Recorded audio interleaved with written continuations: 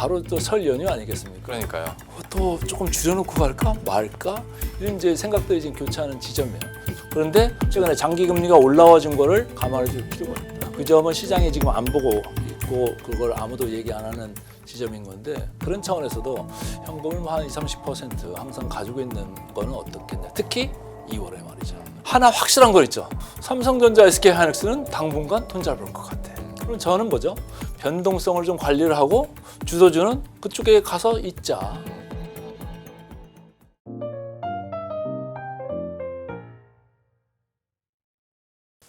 요즘 장 그리고 오늘 같은 장 그러니까 한번 오르면 막 3%, 그러게요. 3%, 5%씩 오르는 장. 네. 대표님께서는 좀 어떻게 보십니까? 너무 변동성이 좀 심해서 아찔아찔하다. 네. 앞으로 뭐 삼성전자 또 2X 뭐 이런 거 혹시라도 네네. 들어온다고 하면 네. 더 짜릿짜릿 할 수도 있을 것 같아요. 근데 반대로 또 갈 경우도 또 있었잖아요. 그럼요. 지난 우리 월요일 날이 그랬잖아요. 예. 그러다가 화요일 날 또 쫙 올라갔다가 네. 목요일 금요일은 또 쭉 밀리다가 금요일도 뭐 내려오다가 또 다시 접고 예. 오늘 또 막 이렇게 오르고 좀 힘든 이제 변동성을 견뎌내기 힘든 이런 2월이 지금 가고 있다. 그리고 또 바로 또 설 연휴 아니겠습니까? 그러니까요. 또 조금 줄여놓고 갈까 말까 이런 이제 생각들이 지금 교차하는 지점이에요.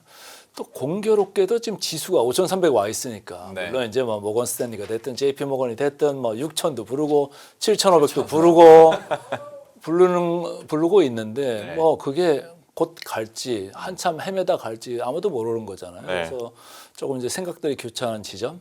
그런데 하나 확실한 거 있죠. 삼성전자, SK하이닉스는 당분간 돈 잘 벌 것 같아. 그렇죠. 이런 얘기예요. 네네. 그럼 저는 뭐죠? 변동성을 좀 관리를 하고 주도주는 그쪽에 가서 있자.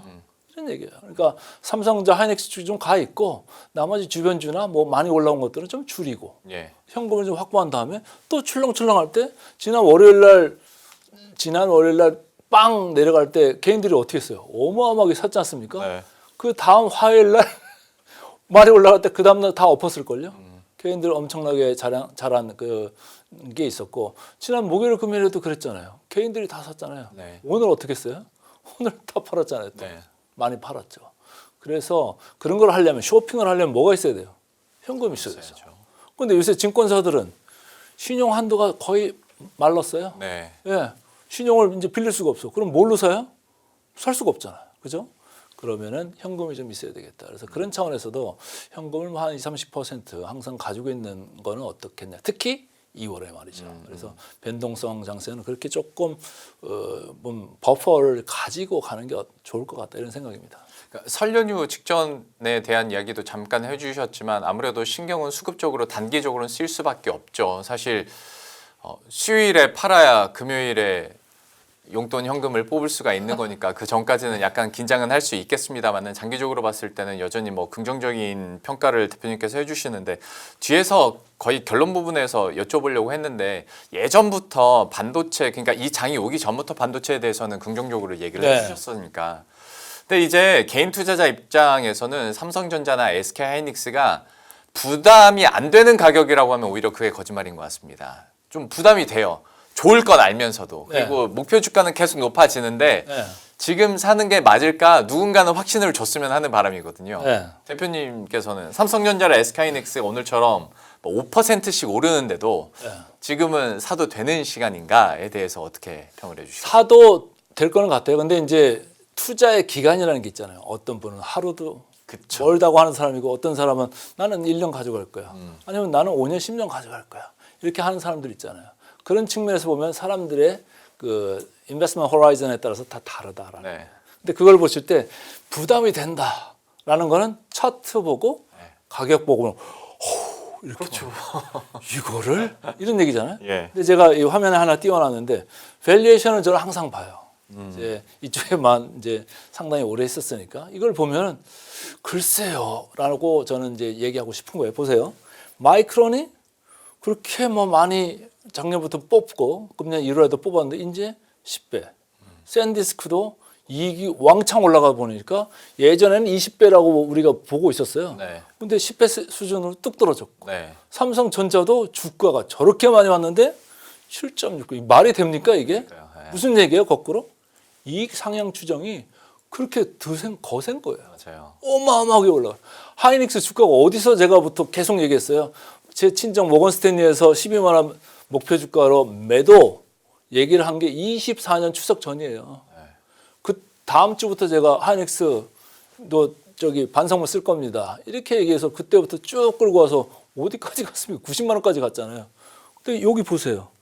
밸류에이션이 5.1이에요. 90만 원이 왔는데 무슨 얘기예요? 앞으로 이익이 엄청나게 더 늘어날 수도 있다는 얘기예요. 이런데 이게 아찔은 합니다만은 이거로만 보면 이렇게 싸다고? 여기 보세요. 왼쪽에 보시면 ASML부터 TSMC까지 쫙 24에서 뭐 44배 이 언저리에 있지 않습니까? 네. 근데 미국에서는 마이크론도 샌디스크도 이 순환적이기 때문에 상당히 할인을 받잖아요. 지금 저 평균에 대비해서 50% 이하로 할인을 받는 거예요. 네. 우리나라 SK 하이닉스도 마찬가지죠. 할인을 엄청 받죠. 몇 년 전에 그렇게 뭐 적자를 내던 회사가 완전히 지금 다른 회사가 됐잖아요. 직원들 보너스 어마어마하게 받았다면서요. 그런 회사로 바뀌어버렸어요. 순환적이다. 순환적이다 할 때는 할인을 하죠. 근데 일부에서는 무슨 얘기를 합니까? 지금 디램 가격이 올라가고 낸드 가격이 올라가는 게 구조적으로 올라가서 구조적으로 공급이 부족이라 이제는 슈퍼을이 아니고 네. 갑으로 바뀔 것 같다. 이렇게 얘기하는 사람들도 나오고 있어요. 뭐예요? 이런 순환적인 게 아니고 오래 갈 거다. 라는 생각을 하면 저 밸류에이션이 틀려져야 된다는 얘기예요. 그 징표가 지난 금요일 날 미국에서 조금 나오고 있죠. 뭡니까? 다우존스가 올라서 5만 선을 이제 도달을 했고, 예. 그렇죠? 그런데 M7 중에서 뭐 아마존, 마이크로소프트, 메타 이쪽 주가들 보셨어요? 최근에 내려가잖아요. 네. 여기 공통점이 뭐예요? 돈 쓰는 데잖아요. 돈 쓰는 데. 근데 또 지난 금요일 날 올라간 데는 어디예요? 엔비디아, 마이크론, 브로드컴, 그죠? 여기는 뭐예요? 걔들이 돈 쓰는 걸 돈 버는 데잖아요. 네. 근데 이렇게 밸류에이션이 낮은데 앞으로 제가 볼 때는 좀 리레이팅이 더 될 수도 있는 거예요. 왜? 돈 버는 쪽으로 미국에서 자금이 가고 있는 거예요. 유동성. 네. 그러다 보니까 얘기를 해주신 것처럼 주가가 이렇게 오르는데도 구조적으로 메리트가 있고 실제로 상황이 그렇게 돼가고 있으니 PR이 그리 오르지 않는 예, 네. 그런 현상들이 그거를 이제 또 반대쪽에서 조금은 이해가 가게 제가 설명도 할 수도 있어요. 뭐냐면 영업이익률 추이가 네. 과연 어디까지 받아줄 건가? 사가는 측에서. 네. 야, 지금 뭐 1월 달에 D램을 뭐 70% 올리고 낸드를 100%로 가격 딱 통보하고 야, 가져와. 그렇게 하니까 다 와서 내잖아요. 예. 왜? 안 가져가면 자기들 물건을 못 만들잖아요. 네. 퀄컴이 베끼 든 거 보셨어요? 네. 퀄컴도 지금 지금 공급 부족에 큰일 났네. 그러면서 이익 전망을 하향 수정하잖아요. 근데 자, 여기 보세요. SK 하이닉스가 금년 26년 회계연도에 우리 컨센서스로 나온 게 67.6%의 영업이익률이에요. 예. 엔비디아 어디 있습니까? 67.5에 작년보다 조금 좋아지죠. 작년에 63했으니까. 네. 영업이익률이 67%. 야, 이거를 그러면 앞으로 어디서 더 받아줄 건가? 라는 생각을 해보면 야, 이거 받아줄 수가 있을까? 퀄컴도 저런다는데 딴 데도 지금 D램 부족한데 핸드폰을 지금 저렇게 가격을 올려가지고 핸드폰 업체한테 팔면 네. 핸드폰 업체는 그걸 소비자한테 어느 가격까지 전가할 수 있을까? 그런 거잖아요. 네. 그러면 물량을 줄일 수도 있죠. 오히려 또. 그런 이제 함수가 있는 거예요. 그래서 제가 볼 때는 그걸 좀 생각을 해야 되는데 이런 거죠. 하이닉스가 녹색입니다. 녹색이 26년인데 하이닉스가 금년 영업이익률이 내년 영업이익률보다 높아요. 그러면 금년 영업이익률이 피크를 치고 내년 영업이익률을 조금 낮게 보고 있는 거예요. 네. 그래도 되게 높죠. 그래도. 저도 그게 궁금했던 게 딱 그 포인트입니다. 그래도 엄청 높은 거잖아요. 엄청 높은 제조업이 아무리 반도체를 네. 하지만 네. 시장에서는 못 받아들입니까? 27년이 영업이익률이 좀 떨어지니까 그게 더 크게 다가올까요? 저는 뭐 영업이익률 조금 떨어지는 거는 그러니 해도 될 정도로 아니 우리가 제가 그렇죠, 사실. 연합뉴스 경제TV뿐만이 아니라 가는 데마다 떠드는 말이 있습니다. ROE라고 하는 거죠. ROE. 예. 네, 자기 자본 이익률이죠. 예. 이익을 얼마나 많이 벌면요. 이 회사가 ROE가 금년에 60% 중반입니다. 내년에도 상당해요. 영업이익률 조금 떨어져도 네. 60% 중반대면 푹푹 떨어져야 되잖아요. 푹푹 안 떨어져요. 삼성전자도 20% 중반대예요. 이 큰 회사가. 그렇게 배당을 하는데도. 네. 그러고도 돈이 남아요. 그런데 지금 문제가 되는 게 뭡니까? 메가캡 회사들이 지금 돈을 옛날엔 잉여현금이라는 게 있어서 네. 캐시가 많았는데 네. 그거 한도 내에서 썼는데 이제는 뭐 캐시 남는 거 거의 8, 90%를 다 써버리는 상황까지 와버리니까 어떤 세상이 된 거예요? 예전에 생각해 보세요. 예전에 삼성전자, SK 하이닉스가 돈을 벌어요. 그럼 뭐 합니까? 맨날 시설 투자하는데 그렇죠. 시설 투자하면은 SK 하이닉스는 심지어 부족했어요. 삼성전자의 캐펙스는 못 따라갔어요. 근데 지금 뭐예요? 삼성전자나 SK 하이닉스는 캐펙스를 조금은 더 해요. 전년 동기 대비해서. 근데 아주 많이 하지는 않아요. 엄청나. 왜? 아주 호되게 당해봤잖아요. 근데 반대로 예전에는 PC하고 뭐 노트북만 있으면 됐던 뭐 구글도 그렇고 뭐 메타도 그렇고 아마존도 그렇고 뭐 이런 회사들이 오히려 데이터 센터 짓고 또 전기 걱정하고 그렇게 시설 투자를 엄청나게 하는 거예요. 뭐예요? 돈 벌어가지고 다 쓰는 거예요. 여기가 완전 중후장대 같이 바뀌어버렸고 오히려 삼성이나 SK하이닉스는 버는 게 남아요. 네. 그래서 주주 환원을 어떻게 할 건가? 그게 또 관심이 될 정도로. 네. 그러면 과거에 뭐 다른 회사들 주가가 높이 유지될 때 뭐 했어요? 애플도 그랬는데 돈 버는 거 있으면 자사주 사서 소각하고 그러면서 계속 주가 받쳤잖아요. 삼성전자도 SK하이닉스도 그럴 수 있는 국면이 지금 다가오고 있다. 왜? 이 두 개 회사의 영업이익을 더해보면 금년부터 300조 시대가 열린다라는 게 컨센서스 수치예요. 그렇죠. 내년도에는 330조가 또 넘어갑니다. 예. 어마어마하게 지금 바뀌어 버리는 거예요. 그러니까 지금 뭐 예전에 봤던 앵글하고 지금하고 다른 거죠. 그게 뭐 돈도 돈이지만은 밸류에이션 멀티플 자체도 우리가 돈 벌어가지고 다 쓰는 이런 구조였다면 지금 돈 벌어가지고 남는다니까요. 저쪽은 돈 벌어가지고 남는 구조였는데 저쪽은 돈 벌어가지고 지금 다 쓰는 구조로 바뀌었어요. 네. 그러니까 이쪽에서 돈들이 살금살금 빠져나서 뭐로 가요? 돈 버는 데로 가잖아요. 예. 그게 지난 금요일날 미국에서 보여준 신호다 이렇게 저는 보고 싶어요. 그렇게 되다 보니까 삼성전자나 SK 하이닉스, 뭐 TSMC 쪽으로는 긍정적인 얘기들이 계속 나올 수 있는데 AI 스토리의 다음 단계는 사실 제조업 이후에 소프트웨어 쪽이었거든요. 네. 그러다가 이제 뭐 로봇까지 가는 스토리였는데 소프트웨어가 그러다 보니까 오히려 주춤했습니다. 그리고 엔트로피 발 또 이슈가 있다 보니까 사실 제가 주춤이라고 표현은 했습니다만은 급락하는 일들도 막 있었고 과연 그러면 AI 관련해서 소프트웨어 업체들은 또 어떻게 해야 될 것인가? 사실 이 안에서도 미국 내에서 소프트웨어 업체와 또 관리 업체들은 좀 갈리긴 했습니다만은 이 다음 단계의 불장이 소프트웨어가 아닐 수도 있나라는 데 저는 좀 어떻게 그러니까 연초까지만 해도 예. 자, 작년까지 이제 AI 하드웨어였으니까 예. 금년 넘어오면 이제 AI 소프트웨어로 그렇죠. 애플리케이션 쪽으로 막 쓰는 쪽으로 가는 거 아니냐 이런 생각들을 많이 했잖아요. 예.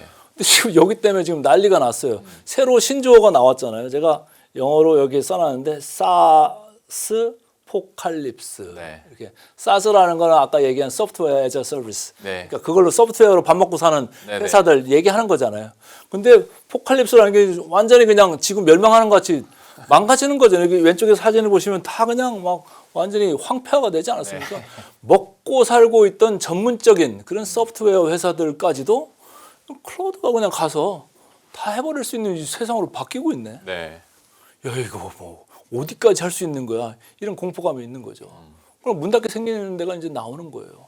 아니 여기 다 되는데 뭐 여기 뭐 전문적인 데 가서 할 거 뭐 있어요? 훨씬 싸게 될 수 있는데 네. 그렇잖아요. 경쟁이 안 되는 거잖아요.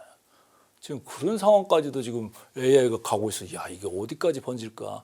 이런 게 있는 거예요. 그래서 그걸 되게 두려워하는 게 아니겠느냐 이런 생각인 거죠. 그러면 어떤 투자 관점에서도 실제로 어떤 투자에 대한 밸류랄지 매력도는 떨어졌다고 보시는지 아니면 이것도 그냥 이렇게 지나가는 이슈나 저는 떨어지고 있다고 생각해요. 지금 어쨌든 지금 연준 의장 지명자까지도 또 얘기가 가야 되는데 그 사람이 할 수 있는 게 뭐 대체 대표를 조금 관리를 할 수 있다는 거잖아요. 축소를 할 수 있다는 얘기고 뭐 물론 금리 인하는 이제 가능성이 있습니다만은 장기 금리 쪽은 또 인플레이션을 안 볼 수는 없는 봐야 된다고 강력하게 또 얘기하는 사람이잖아요. 지금 그래서 단기 미국 국채 금리하고 장기채하고 점점 이게 베어 스티프닝이 훨씬 커지고 있어요. 거의 72bp까지 지금 벌어졌거든요. 그래서 이런 마당에 이렇게 장기 금리가 이렇게 올라간다. 그리고 대체 지표를 줄인다. 이게 뭐예요? 저소지에서 물을 갖다가 빼겠다는 거예요. 근데 수도꼭지는 열어놔. 단기 금리. 그죠? 물 빼는데 수도꼭지 열어놓으면 뭐 합니까? 거기에 대한 좀 두려움이 있는 거 아니겠냐. 언제까지 돈을 갖다가 쏟아 부을 거냐라고 하면은 금리가 올라가잖아요. 네. 제가 조금 어려운 얘기를 오늘 좀 할 수도 있는데 뭐냐면은 에쿼티 리스크 프리미엄이 올라갑니다. 에쿼티 리스크 프리미엄이 올라갈 수밖에 없죠. 예. 장기 금리가 이렇게 올라가다 보면. 예. 그래서 그리고 최근에 우리나라 특히 우리나라 같은 경우는 forward PER이라는 게 내려오고 있어요. 주가가 이렇게 5,300까지 왔는데 오히려 기업들이 이익이 너무 많이 나니까 네. PER이 내려와요. PER이 역수가 우리가 기대할 수 있는 수익률이잖아요. 네. 거기서 장기 국채 금리 빼니까 에쿼티 리스크 프리미엄 자체가 높아져요. 그게 뭐예요? 할인율이 높아지고 있는 거예요. 할인율이. 그래서 모건 스탠리가 6,000, JP 모건 7,000, 7,500 얘기하는 거 다 좋아요. 근데 지금 그러면 우리는 할인율을 충분히 감안해 주고 있느냐? 최근에 장기 금리가 올라와준 거를 충분히 코스피 타겟을 설정함에 있어서 충분히 감안해 주고 있느냐? 저는 아니라고 봐요.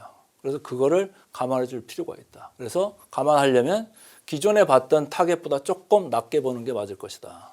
저는 그런 생각을 이제 하는 거죠. 최근에 변동성의 도래와 함께. 그래서 그 점은 시장이 지금 안 보고 있고 그걸 아무도 얘기 안 하는 지점인 건데 저는 금리가 우리나라 10년 국고채를 봐도 최근에 3.62까지 왔어요. 이게 뭐 한 달 전만 해도 한 3.3 수준까지 있었거든요. 금리가 이렇게 올라왔는데 지수만 쫙 올라갔잖아요. 그죠? 할인율이 올라간 건데 더 할인을 할 필요가 있겠다. 저는 그런 생각인 거고 그리고 이럴 때는 너무 빨리 올라왔잖아요. 그러니까 좀 쉬고 싶은 것도 있는 거고. 근데 미국에서는 확실히 돈 버는 회사 쪽으로 지금 바뀌고 있고 전통적인 우량주가 많은 다우가 저렇게 올라갈 정도니까 확실히 물길이 조금 바뀌어졌다. 이렇게 저는 보고 싶습니다. 그러니까 지금 시류에 대해서는 큰 이견은 없는데 다만 국채 금리가 오르면서 할인율이 이 시장에도 그대로 제대로 반영이 돼 있느냐에 대해서는 이거는 좀 동의하기 어렵다라고 얘기를 해주셨고 네. 거기에 대해서는 우리 개인 투자자 여러분들 입장에서도 물론 파티는 즐기되 파티에서 있을 리스크는 분명히 알고는 있어야 됩니다. 그 측면에서 얘기를 해주셨고 또 한 가지 측면에서 한번 접근을 해보자면 어떻게 하다 보니까 전 기억이 있습니다. 작년에 제가 대표님께 약간 좀 조심스럽게 여쭤본 것 중에 하나가 그래도 메인은 주식시장이라고 생각했는데 어느샌가 가상화폐 시장이 오히려 수급적으로 더 메인이 돼서 네네. 가상화폐 시장이 떨어지면 이 반대매매 막으려고 주식시장에 있는 돈을 빼다가 이렇게 가는 그 현상도 있었거든요.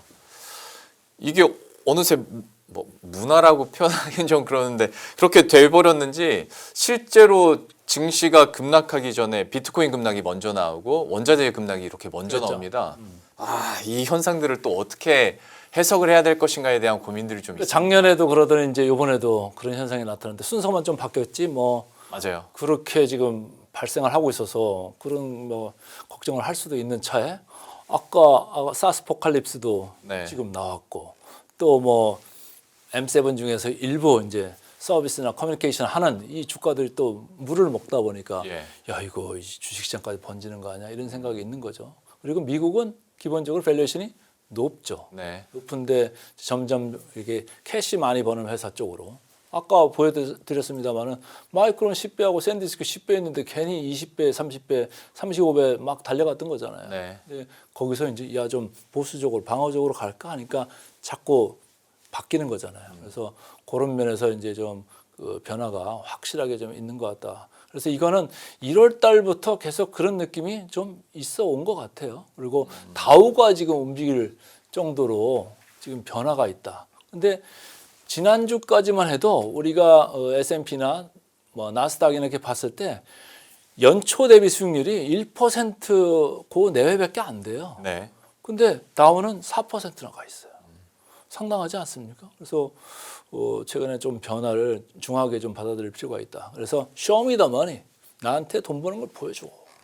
안 그러면 나 못 믿겠어. 지금 뭐 연준 의장 새로 들어온다고 하는데 이 사람 뭐 금리 어떻게 갈지도 모르는 거고 그리고 인플레이션 수치 곧 나옵니다만은 인플레이션이 생각보다 안 내려가? 그럼 야 금리 인하 이제 물 건너가는 거 아니야? 뭐 이런 우려까지도 들어올 수 있는 국면에 우리가 있다라는 거예요. 그래서 항상 리스크 관리는 할 필요가 있다. 이런 생각인 거죠.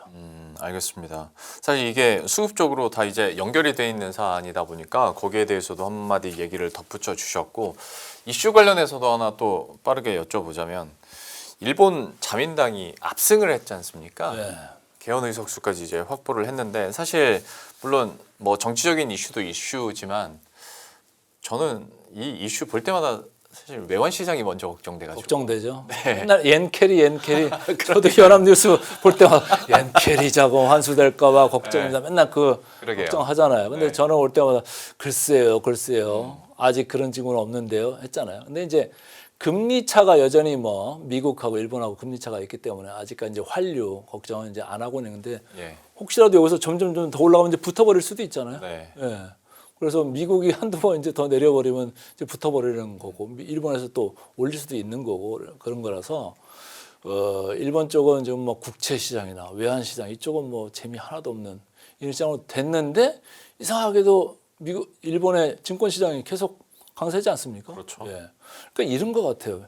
일본이 국채 금리 오르고 뭐 돈 푼다고 해서 올리는 거잖아요, 그죠? 막 이거저거 쏘겠다. 네. 물가가 많이 오르잖아요.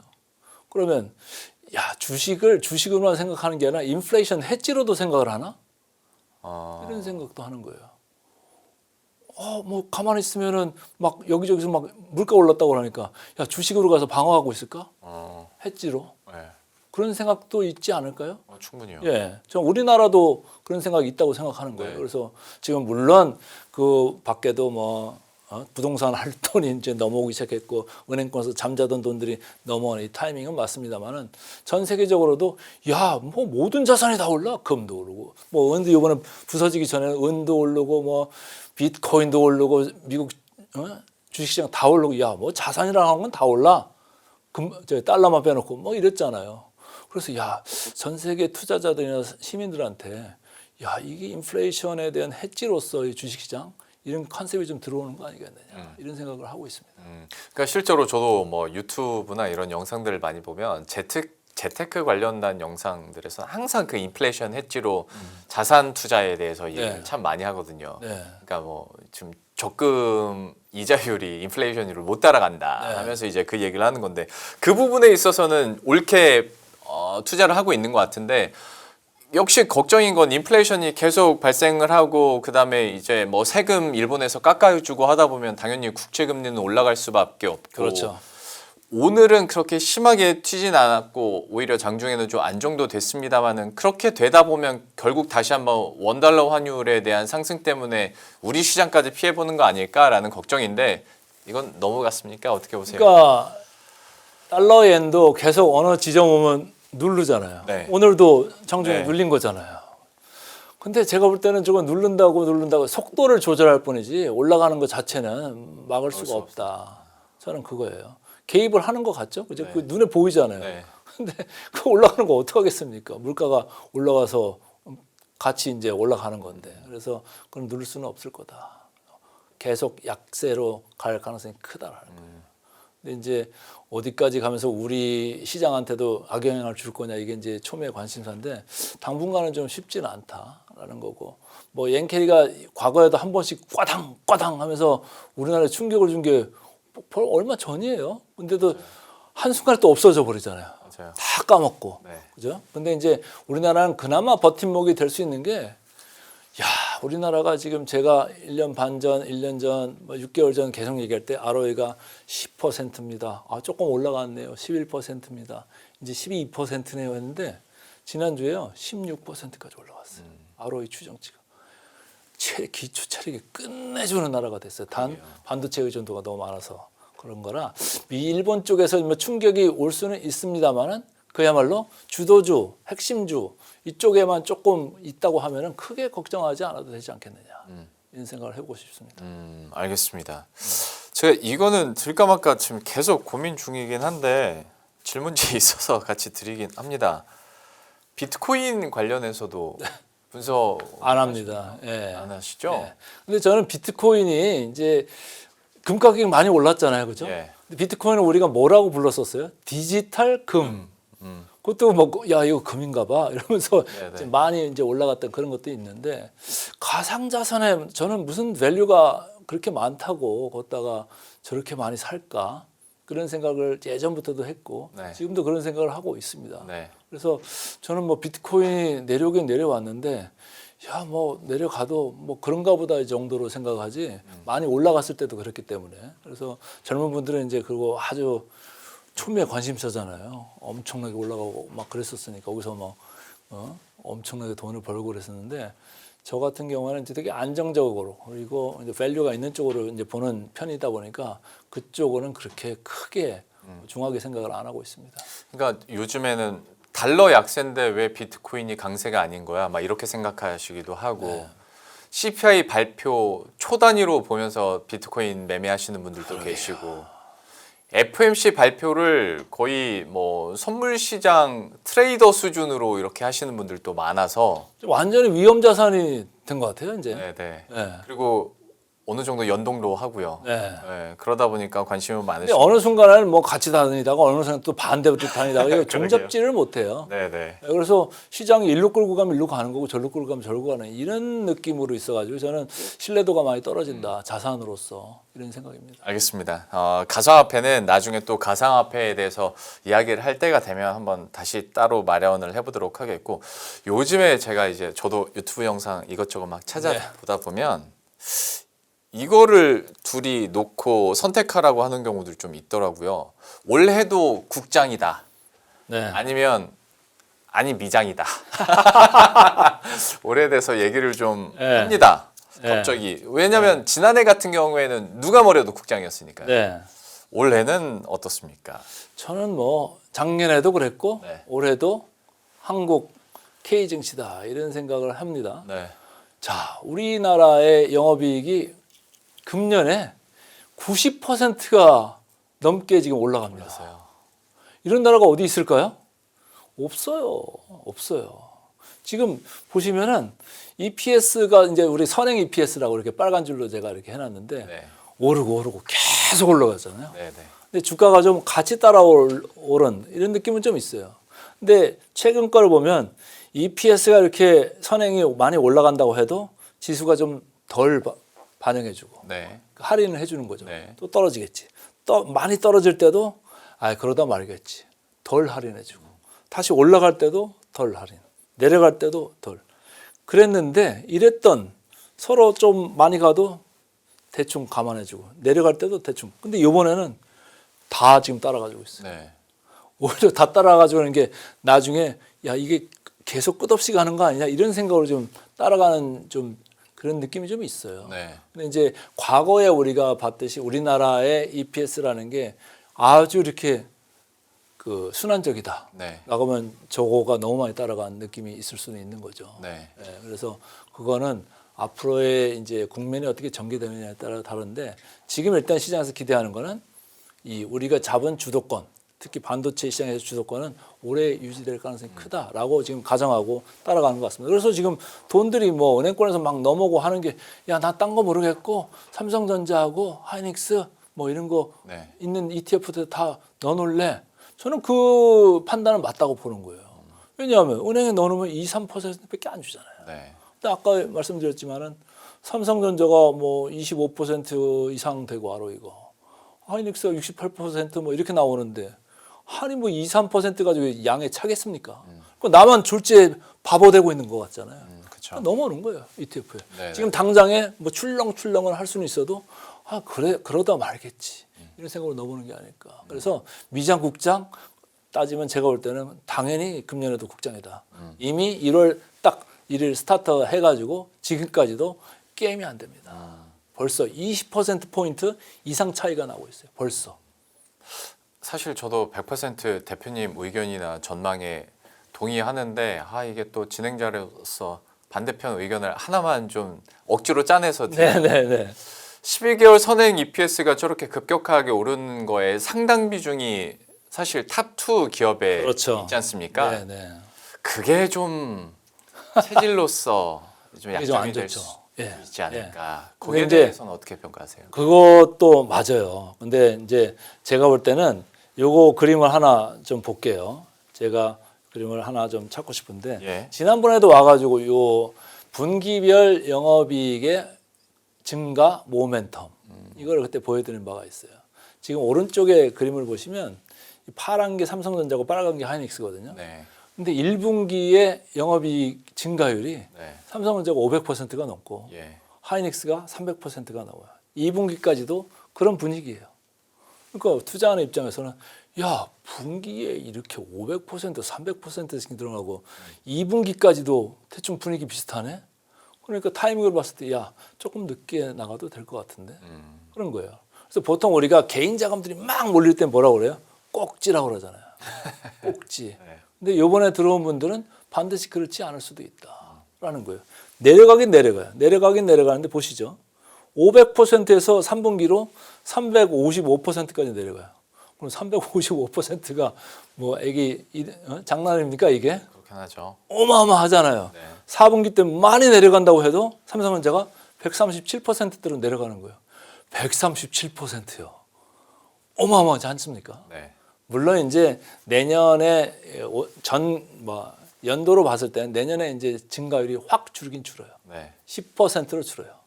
금년에 삼성전자가 한 280, 90% 올라가고 하이닉스가 200 한 초반대로 올라가는데 그게 내년에는 뭐 10%로 줄어요. 그럼에도 불구하고 절대 금액은 올라가는 거잖아요. 네. 그래서 야 그렇게 봤을 때는 지금 들어온 사람들이 크게 다치지는 않겠다. ETF로 들어오든 뭐 부동산에서 들어오든 크게 다치지는 않겠다. 그래서 아까도 졸지에 그 가난해지는 이런 국면을 모면하려면 당연히 주식시장으로 돈들이 들어올 수밖에 없겠다. 또 정부도 지금 그렇게 자꾸 유도하려고 정책을 쓰는 거 아니겠습니까? 부동산 감독원도 생긴다면서요.